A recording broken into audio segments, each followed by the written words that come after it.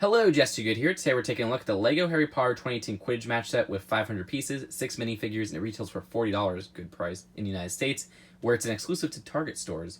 Now let's take a look at the minifigures. So our first minifigure is Harry Potter in his Quidditch outfit, which this does have the new molded snitch.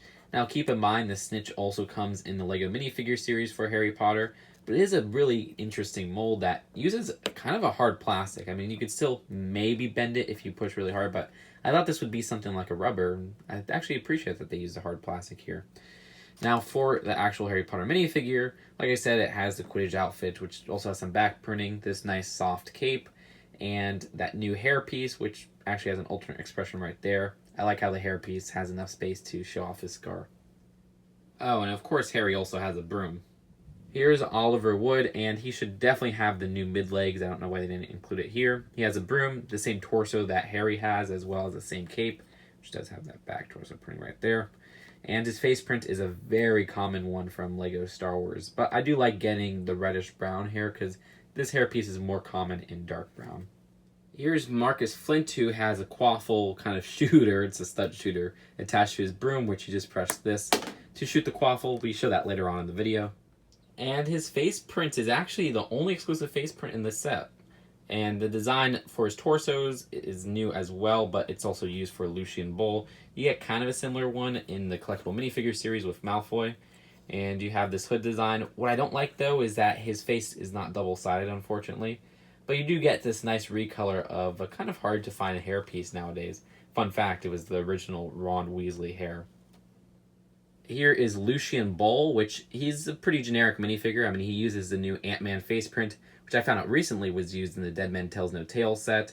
Also the same torso print as Marcus Flint. He has a bat as well and a broom.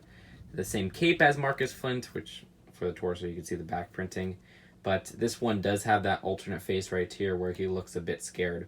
What is cool, though, is that this is the first time we're getting this character in LEGO form. We haven't gotten him before. Here's Hermione with that awesome new hairpiece, which this same design comes in the Whomping Willow set and the Great Hall set, so it's not really a hard to find figure. She also has the new wand, which I like for the most part. I don't actually like how you get it on these 2 packs, which, yeah, it's cool that you get an extra wand, but they're a pain in the butt to take off from there, and there's a lot of tearing at the bottom.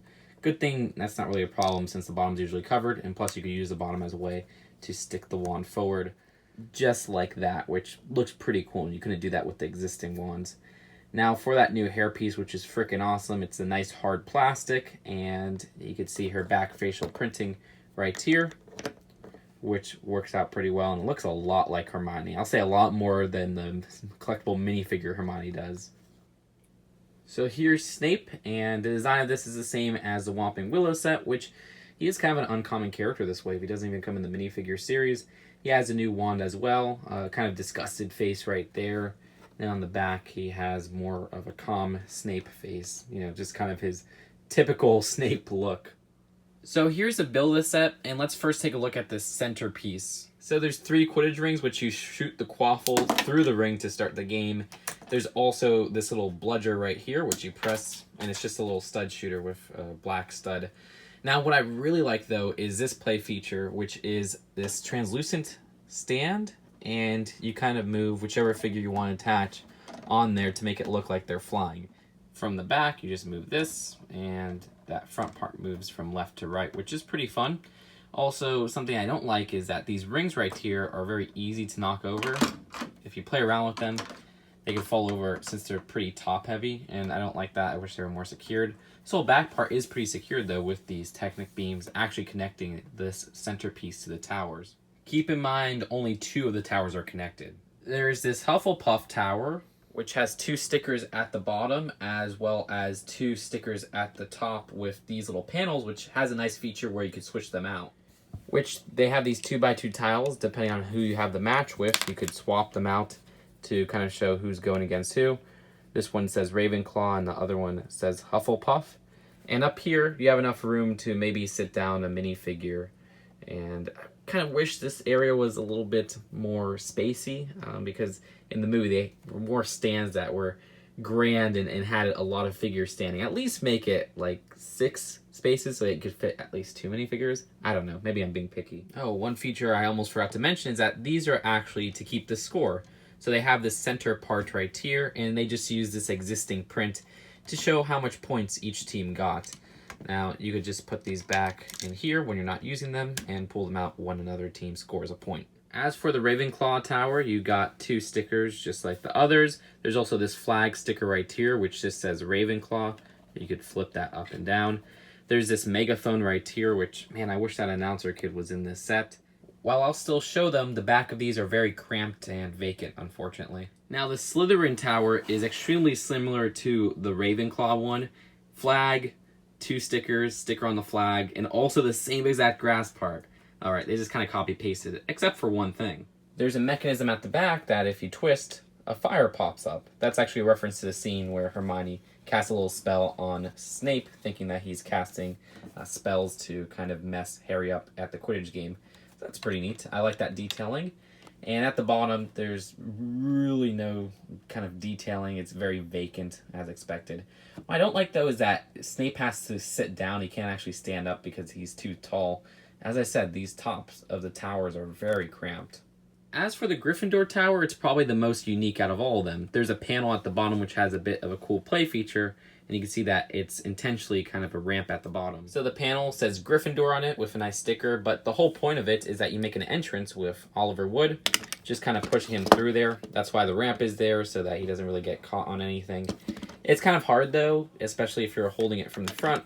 You gotta, like, put it like that and then kind of bring him through, but it is still kind of a clever play feature, and I like that. As for the top, it's about the same build as the others, where it's pretty darn cramped, but can we just take a time to recognize how nice the colors on these are? So with the colors, they keep it consistent with that checkered board design even to the sides of the builds. Love that black and yellow there and the red and yellow here. Now there are 2 little side builds. There's a trophy build as well as this chest which has extra material for the game, and you just pour those out right there. Either way, that's it for the build of this set. Let's take a look at the packaging and then the final verdict. The box for this is a $40 box size, which on the back you can see some different play features. For the instructions, there's a weird thing where one of them is glossy and one of them isn't, and the back of this one shows just an ad for the sets as well as the minifigures, which is found across all the other sets. And you can see the Fantastic Beasts stuff right there. So overall, this is a great tribute to the scene from Sorcerer's Stone or Philosopher's Stone. The design of this is the ultimate Quidditch set. My own personal bias is I'm not really a fan of the Quidditch scenes, but I can still respect that this is a fantastic value. I mean, it's $40 and you get a really substantial build, 500 pieces, which shows when you look at other licensed themes, the deals don't come as close to this. And I'm really liking that about this Harry Potter theme so far. Now, my own personal gripes is that the minifigures are kind of bland. I mean, it's just a lot of reprints of different faces and stuff. Actually, funny enough, the most interesting figure is Marcus Flint because he has an exclusive face print. But, like, you know, for Oliver Wood, it's just some reprints of common pieces. Lucian Ball reprints of common pieces. Hermione comes in, like, 3 of the more expensive sets, 2 in the same outfit. Snape comes in a Whomping Willow set as well. I wish they would have went ahead and put the Quidditch professor in here. That would be really cool to get an update of her with new hair. The announcer kid, which that would have been such a cool figure, especially if they made a new hairpiece for him. But whatever. So that's really my personal gripes, but I still think this is a phenomenal value. I still think the builds, while they're not like amazing in terms of their techniques, they're still very well done with their colors and everything. And I'd rate this one a B+ as well. I think it's a really good deal for $40, but there's some room for improvement, at least for me, as somebody who doesn't really care for the Quidditch stuff. So that's it for now. Hope you guys enjoyed this video, and I'll see you guys later. Peace out. Bye.